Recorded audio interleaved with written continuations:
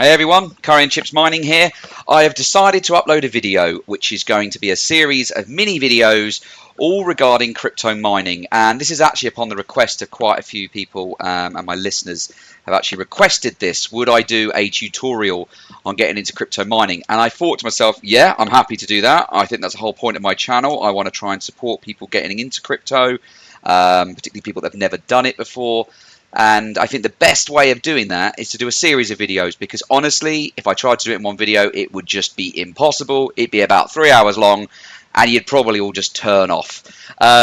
So what I'm going to do is I'm going to do three main areas. I'm going to focus on the three most common ways to mine crypto. And those ways are via GPUs, graphics cards, conventionally things that are in gaming PCs and desktops and laptops, or used in video editing PCs and all that kind of fun and exciting stuff.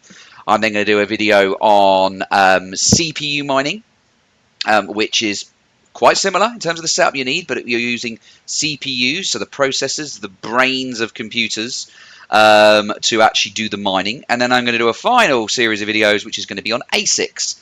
And ASICs are devices that are built specifically to mine, and they are nearly always built to mine a specific algorithm, and therefore either one particular crypto or a range of cryptos that are on that certain algorithm. But today, I can't even say algorithm, algorithm.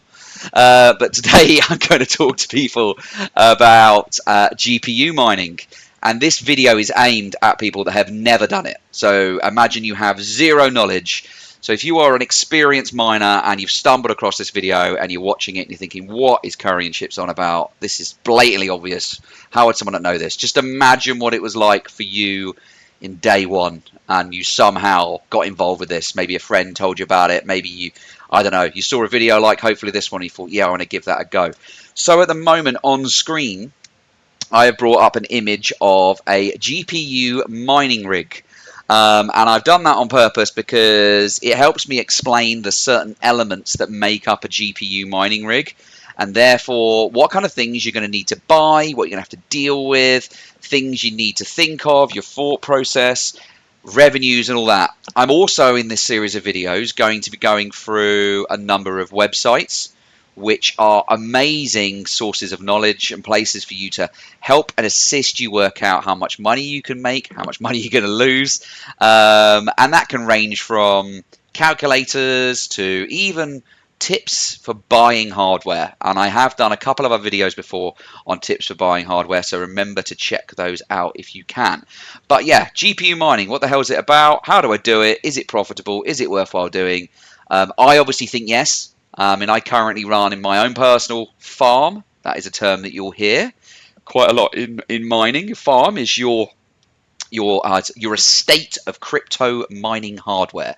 I think that's probably the best way of summarizing that. I'm sure some people will probably give it another name, but I would call it a farm. And as you build up your farm, you're going to have workers, and workers are effectively going to be GPU mining rigs, CPU mining rigs, or maybe ASICs, but we're talking about GPU mining rigs. And on screen, I have brought up this picture. This isn't mine. This is just a random ad that I found on eBay. It's a nice looking rig, actually. But it's a brilliant one to talk you through some of the reasons why this person has built it this way. So you can see on this particular mining rig, there are 8 graphics cards. 7 of them are exactly the same, and then you've got still an RTX card, but a different kind of casing, etc. But effectively, we've got 8 RTX graphics cards. And these are on what's called an open frame mining rig. So when you're building a mining rig for GPUs, there's really 2 types. There are open frames, which is exactly that, and you'll see all sorts. There's aluminium frames, there's steel frames, cast iron frames. You can get frames that are prefabricated that come in a flat pack kit that you make yourself. I've even seen people make a frame out of timber, all sorts. And ultimately, the frame doesn't actually need to be that flash. You know, there are definitely benefits of these pre-made. These ones are actually built for GPU rigs. You know, it gives the ability to mount fans on this one, particularly on the rear, as this person's got it laid out, so that can be pulling hot air away from graphics cards. Some of them you can also have fans on the front and the rear, so pushing and pulling, just like you'd build airflow in a computer, where you want to get the airflow away from the graphics cards and pulling cool air through them and taking hot air out. But ultimately, you could do the same thing with timber if you were pretty handy with a saw. But this is an open frame. The other type of GPU rig that you will come across, and this is literally just the case, guys, this is nothing to do with the internals, would be a server case GPU rig. So I will bring up a picture of what I mean by that, and this is where I can't find one now. Here we go, perfect, loads of images. And that would be, we'll just click on this one. Yeah, this one's fine. And that's this kind of layout. Or this one, actually, this is a better one to look at. Oh, look, it's Red Panda Mining. He is a good YouTuber. I would recommend you also check out his videos. But yeah, this is a server case GPU mining rig. So the components that are internal of it are identical to this.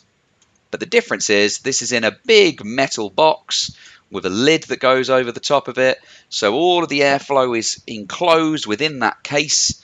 You'll also notice that generally in these kind of layouts, in fact, I would say 99% of them, the motherboard, which is the PC board effectively, will have built-in full-size PCI slots. Now, if you have ever built a PC, or if you own a PC, particularly a gaming PC, and if you were to look at your internals, and if you've built a PC, you can definitely build a mining rig. If you looked at the internals, you've effectively got a motherboard, which is the main board that all the elements of that computer sit in, graphics card, CPU, memory, or RAM. You need to connect a power supply into it, or PSU. A mining rig is no different in terms of the main core components. The only major difference that you will find on a mining rig versus a conventional PC is a mining rig will almost certainly, a GPU one, have multiple graphics cards, But theoretically, if you just had a frame like this with one card in it, it would theoretically be a mining rig, but it is also a full PC. And the difference between this kind of mining rig, which is a server cased one, as opposed to this kind of mining rig, is one on the open frame ones. You can see everything is fully exposed. There's the motherboard here. These are the power supplies. This particular person has put two 80X power supplies on it. Whereas with this, everything, once the lid's on, is just hidden away. And all you can see will be potentially fans on the front and the rear, and it's doing exactly the same concept as what this would be doing. It's pulling hot air away, or it's blowing cold air in. There are pros and cons. First of all, if you're going to get into GPU mining, the first thing you need to really work out is, if you're going to do this, what kind of scale do you want to do it on? Do you want to do it as a fun hobby, and maybe just get yourself one mining rig set up and then get, the addiction, and then it will grow and grow, and I warn you that will happen. Or do you want to invest some actual money into this, and then you need to look into what you want to pay and how much you want to invest into it? Because if you go for something like this, a server rig case, I can guarantee you the temperatures, even though these graphics cards on this image are much closer to each other, the temperatures on something like this will actually be cooler than the temperatures on something like this. And I will argue with any comments. I have built 60, 70 plus GPU rigs. I currently run myself about 8. I also look after someone else's farm who's got 20, and someone else's farm who's got 10. I have built every type of GPU mining rig you can think of. High-end cards, low-end cards, AMDs, NVIDIA, you name it. And I promise you, getting temperatures down on something like this is much easier than something like this. However, there is a disadvantage of these. They're big, they're heavy, but most importantly, they're loud, because you're going to have a minimum of probably 5 effectively server fans. And I'm talking about, these fans are spinning at like 3,000 plus RPM. They make a noise like that. Whereas if you were to build an open frame mining rig like this, you don't even necessarily have to put fans on it. And these fans could be something like a Corsair fan, or whatever, a Noctua fan, a Thermaltake fan. They're going to be much quieter because they're effectively the same fans that you would be putting in a desktop or a tower PC. So they're going to be much quieter. They're also nowhere near as powerful, or generally nowhere near as powerful. So because they're at lower RPM, they don't suck out as much air, they're quieter. So you can see this picture. The reason why I chose this image is this person without a doubt has just got this sitting on their living room or dining room floor.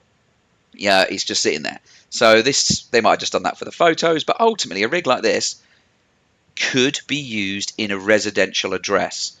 A rig like this, you absolutely could never have that sitting in your dining room or living room, because it will go and you just can't live with it. It would have to live in an inhabitable room, so like a garage or a shed or a loft, if you want it at your residential address. So that will give you an idea in terms of the two different casing options for GPU rigs. The next thing we'll talk about, and we'll use the open frame one, because open frame rigs are by far the most common type of rig that someone getting into crypto mining will use. So let's go through the components of this particular one that we can see here. We've got the mining frame, we've just discussed them, open rigs or closed rigs or server case. This is open rig, so we're going to go with an open frame. We're going to buy an open frame or we're going to build an open frame. Either way, again, prices of those vary, and you need to decide on how many cards you're going to get. This is an 8 GPU rig. You can get ones that are 12 GPU rigs that are twice as long, a bit longer. You can get 6 GPU rigs. You can get stackable ones. You can get ones that are built with 6 on the bottom and 6 on the top. There's a real range. Personally, from experience, the stackable ones, or the ones that are basically 6 cards and 6 cards built on the same rig, I'm not a massive fan of those, because what happens is heat rises from the GPUs below and it actually increases the temperatures of the GPUs above. But what you can get is rigs like this, where you can effectively stack the entire rig frame on top of another one. That's actually a little bit more effective, because you can see the components that are at the bottom of a GPU mining rig, or particularly an open frame one, are the power supplies and the motherboard, not the GPU. So there's a little bit more airflow if you were to stack an entire frame on top of another. But yeah, there's lots of choice, and I'm not going to tell you which one to buy, but I'm just giving you examples of what's out there. But if we go for the components, the next component I want to talk about is power supplies. Now, this particular GPU rig has got 2 ATX power supplies. Now, an ATX power supply, and I will always reference back to PCs because a lot of the components are similar, are the kind of power supply that you would generally find in a desktop PC. But in a desktop PC, it'd probably be more like 500 watts or 600 watts or 750 watts, certainly 1,000 watts or lower. Whereas when you're building a GPU mining rig, you're obviously running, ideally, multiple graphics cards. And a graphics card in a PC is probably the most power drawing component that you would have within that computer. So the more graphics cards that you are going to put onto this mining rig, you're going to draw more power. Now, to give you an example, a card like this, which is an RTX card, I don't know if it's a 3070 or something like that, we'll have a look in a second, will probably draw in the region of 300 watts. So in a conventional computer, you'd have your 300 watt graphics card, you'd have your motherboard and CPU, that's probably drawing another 150 watts, maybe 200 watts. Then you've got your RGB lights and your fans and all that kind of fun and exciting stuff. So you're going to be drawing like 550 watts. You buy yourself a 750 watt power supply. You've got a nice buffer between what you're actually drawing and then what the power supply can give. And it's exactly the same process when building a GPU mining rig. If you've got 8 cards on that rig and they are all sucking 300 watts of power, okay, that's 2,400 watts worth of power. So what you don't do is buy a single power supply that kicks out 2,400 watts, because you would be absolutely running that power supply to the max. There's no way it's going to cope with that. It will blow, you will melt cables, it won't work, okay? So what this person's done, and this is why I picked this one, is they've split it across 2 power supplies. And you can do that with mining rigs. And with this particular motherboard, which is what the power supply connects into, this motherboard will have a 24-pin ATX power supply connector, exactly the same as what you'd have in a full PC. It will also probably have either a 4-pin or an 8-pin CPU connector. So what happens is you use one power supply to go into that motherboard, and then you can get a little funky adapter which connects a 24-pin into another 24-pin, because ultimately a power supply will not turn on an ATX one unless it gets a signal back from the motherboard to say, yeah, I'm ready to be turned on. And what that does is it tricks both ATX power supplies to come on at the same time, and bam, you're working. There's also a couple of other benefits about using two power supplies, and one of them is this picture's brilliant. is it uses 2 power outlets. And you might think, well, that's a bit random. Why is that important? Well, in each of these plugs in the UK, these are 13 amp plugs, probably. Could be lower than that, but the maximum you can get is a 13 amp kettle lead that's running into the ATX supply. You don't really want to be using any more than 2,500 watts through that. You can. I think they're rated for up to 3,000 watts, but I personally, not a chance I would ever run over 2.4 for a single plug. I just don't think it's potentially safe, and I always live and die by this kind of 80-20 rule. Yeah, where I want 20% worth of extra power available in my PSUs, in my power cables, and everything, because believe you me, the whole point of a GPU rig is you want to just let it run 24/7. You don't want to suddenly look on the software that you're managing this by and go, hang on, what's this weird error message? Or be in your living room and you smell a burning, and that's because you don't want to be blowing fuses or burning things. So you can power mining rigs by ATX power supplies, singles, multiples. I've even seen ones with 3 power supplies on them. And then the other type of power supply that you can run a mining rig on is what's called a server power supply. And I'll bring up an image of one of those. Okay, so that would be something like this. And these are great because they're lower power. They're 1,200 watts normally. You can get them up to 2,400 watts, which is effectively 2 of these bolted together. They are the kind of power supplies that would be used in rack servers and things like that. They're incredibly energy efficient. They're usually rated at about 94 to 96% efficiency. And one of the biggest things you'll find with mining is efficiency. You want to get as much mining power as you can for every watt that you're paying in electricity. So the more efficient power supplies that you can buy, it's a really, really good thing to do. You also want reliability because it's an expensive component. But don't feel like you should cheap out on the power supply. You may be really tempted when you're building a mining rig to buy like these £40, 2,000 watt cheap Chinese branded power supplies. Some of the Chinese branded ones are actually quite good, but I wouldn't cheap out on power supplies. And one of the benefits of using a server power supply over an ATX power supply is, 1, they're energy efficient. 2, you basically take what would originally be this big metal connector here, and you buy these things called breakout boards, which slide onto that metal connector. And then off that metal connector, you will have anywhere between 12, which this particular thing has here, to 18 plus PCI connectors. And this is called a breakout board.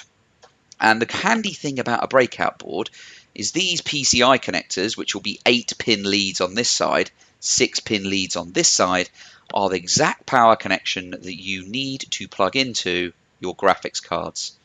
And graphics cards these days will take generally a minimum of an 8-pin.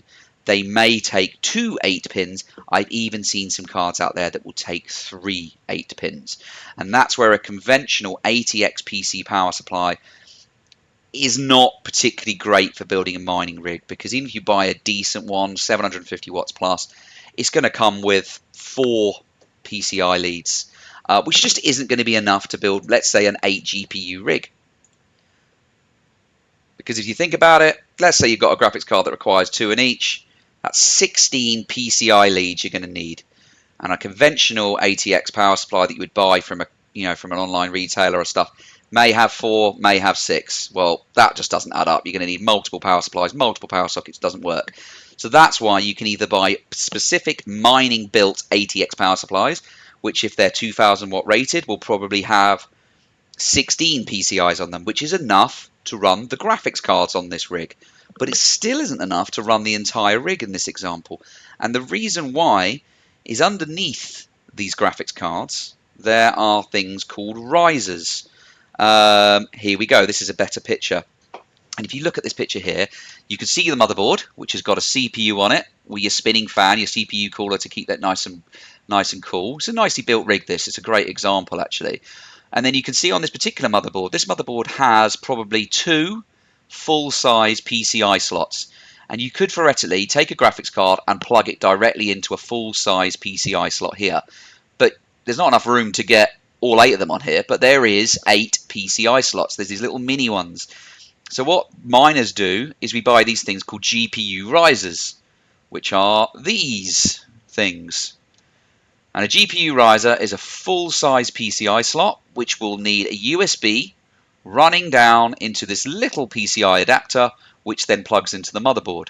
It will also need a USB, the USB running into that. It will then also need a 6-pin PCI power connector to power the riser, because whether you know this or not, the PCI slot on a motherboard will give out approximately 75 watts of power, which is why some graphics cards, older generation cards and budget graphics cards, sometimes don't even need an external power supply, because they draw all of the power that they require from your motherboard and from your 24-pin ATX and your 8-pin CPU connector. But graphics cards, certainly ones you're going to mine with, you're going to need power to them. So you've got a 6-pin PCI going into that, and then you might have 2 more 6 pins or 2 more 8 pins going into the graphics card itself. You'll also notice on the particular picture here, you've also got a Molex connector and another PCI connector here. Now, you can use Molex if you wanted to, if you are short on PCI connectors. I would always preference to using PCIs. It's because it's rated for a higher power rating than Molex, and you don't ultimately want to be chucking more than 75 watts through a cable that isn't rated for 75 watts. On some PCI risers, you'll also see a SATA connection. I would never use it. Never, ever, ever use it. I cannot remember off the top of my head, but I think SATA is rated for about 50 watts of power. And you can even see this advert here listed on Amazon. I mean, 10 risers for a tenner is an absolute bargain. You've got what comes included. You've got the little the little riser connector that goes in the motherboard. You've got the actual riser itself. You've got the USB lead you need. And then they always chuck in these really dodgy 6-pin PCI to SATA connector, and it can be really tempting to connect a SATA into that, which is the connector that you normally use for a hard drive or an SSD. Just don't do it, guys, because if your card decides to draw 75 watts through this riser and you've got a cable that's only rated for 50 watts, well, that's more power than the cable's connected. This thing is going to burn out. So an absolute no-no. Do not do that. We're going to go back to the picture of the rig now.